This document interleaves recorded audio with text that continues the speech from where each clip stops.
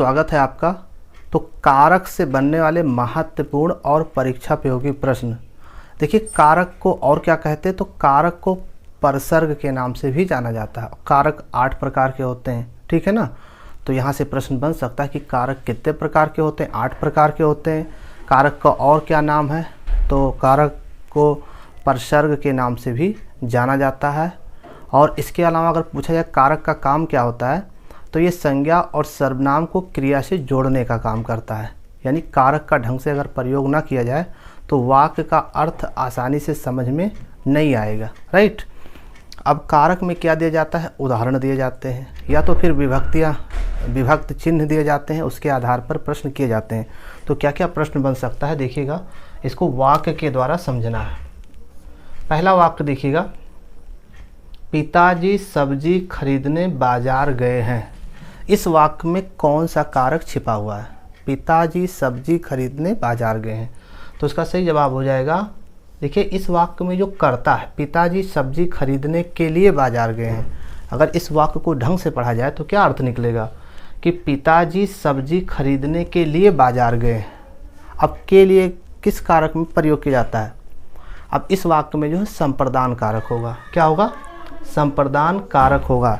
यानी वाक्य का कर्ता किसी के लिए जब कार्य करता है तो वो किस कारक में आएगा, वो आएगा संप्रदान कारक में आएगा।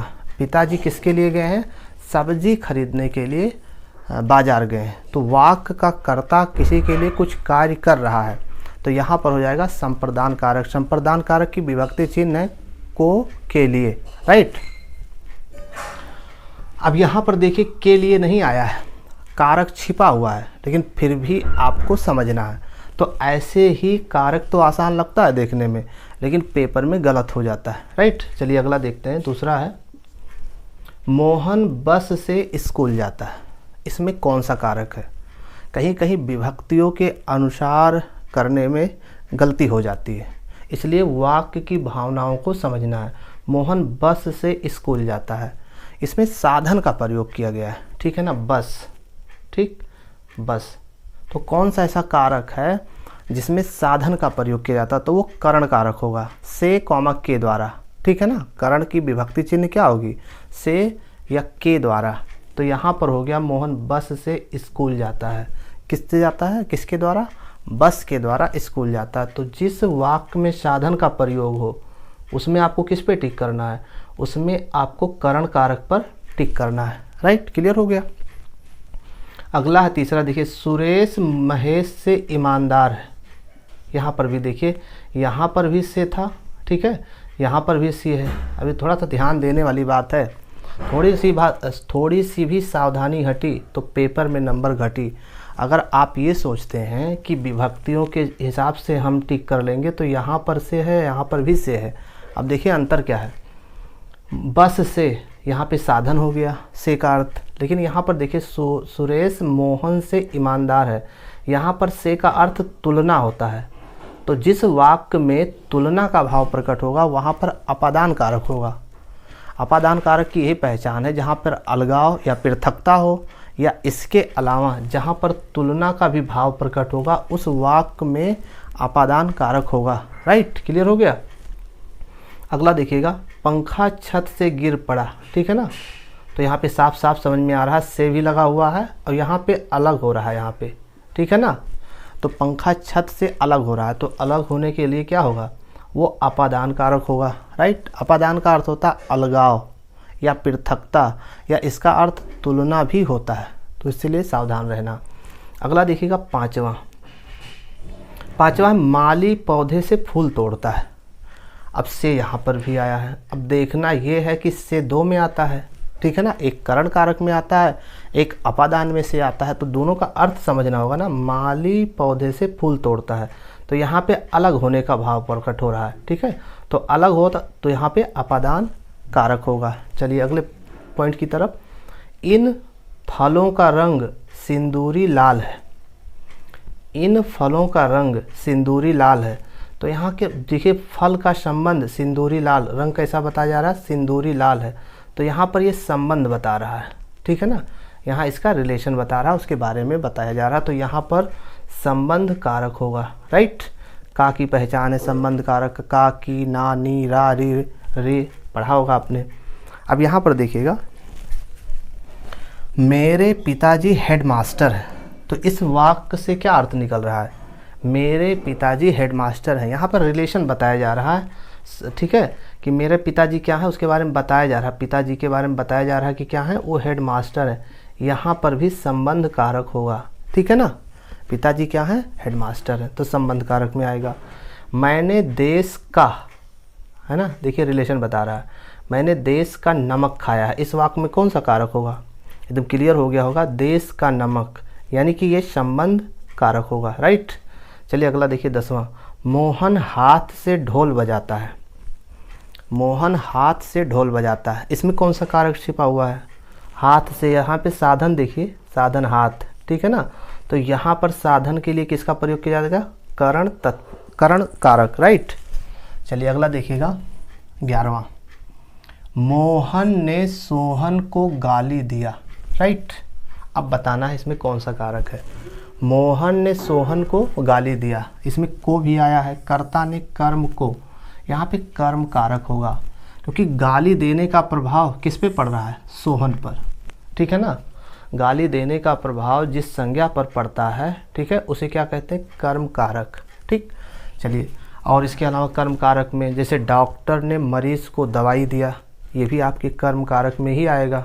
अध्यापक ने छात्र को बुलाया, अब बुलाने का प्रभाव किसके ऊपर पड़ा, छात्र के ऊपर पड़ा, ठीक है, तो जिसमें क्रिया का प्रभाव संज्ञा पर पड़ता है तो उसे कर्म कारक कहते हैं, राइट। कारक पर जो विस्तृत वीडियो देखना है तो प्लेलिस्ट में है, उसमें जा करके आप परिभाषा और उदाहरण सहित देख सकते हैं। इसमें केवल महत्वपूर्ण प्रश्नों पर हम प्रैक्टिस कर रहे हैं।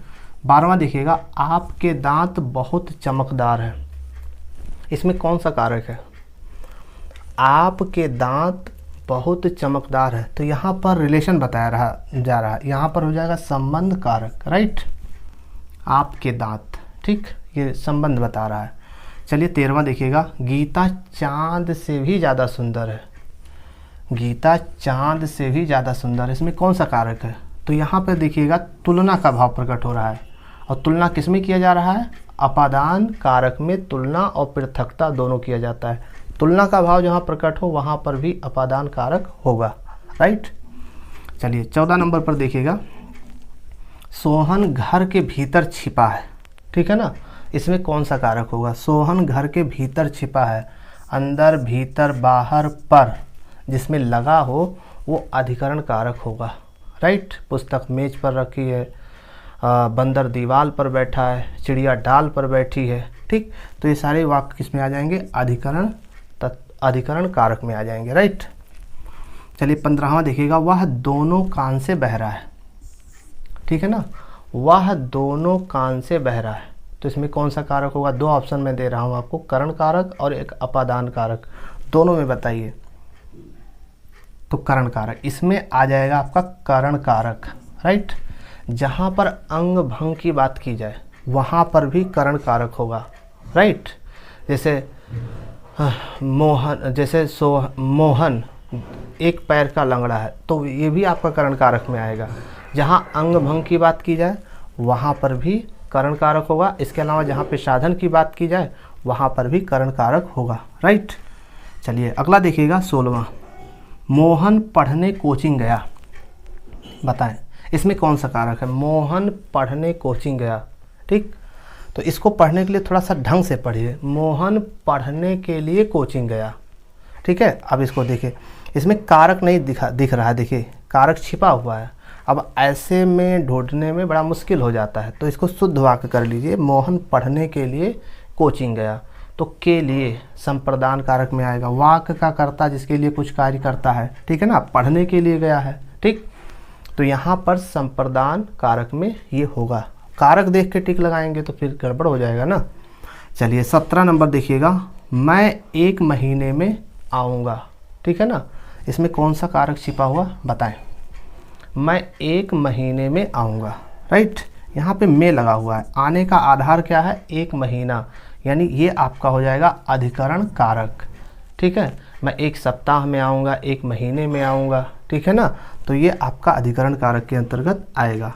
18 नंबर देखिए, गुरु जी को प्रणाम, या गुरु जी को सादर प्रणाम, या माता जी को चरण स्पर्श, या भाई साहब को नमस्कार, इसमें कौन सा कारक छिपा हुआ है? तो यहाँ पर जो नमस्कार किया गया या प्रणाम किया गया है वो को का अर्थ क्या होगा? के लिए। तो वाक्य का कर्ता कुछ कर रहा है ना, प्रणाम कर रहा है गुरु जी के लिए, तो यहाँ पर भी क्या होगा?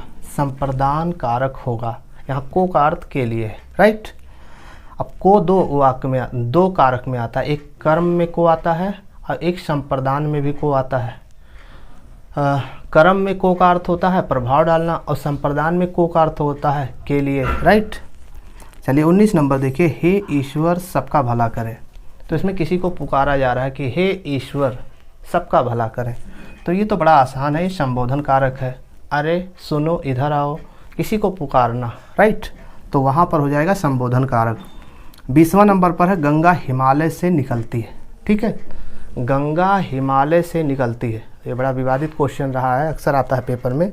लोग संबंध कारक पे टिक करते, लेकिन ऐसा नहीं करना है। गंगा हिमालय से निकलती है, तो यहाँ पर हो जाएगा अपादान कारक, राइट। तो इस तरीके से कारक से संबंधित बनने वाले ये महत्वपूर्ण और परीक्षा उपयोगी प्रश्न, अगर यहाँ से नहीं क्लियर है तो आप प्लेलिस्ट में जा करके कारक की वीडियो आप देख लीजिए, परिभाषा सहित उदाहरण सहित दिया गया है, ताकि क्लियर हो जाए। धन्यवाद।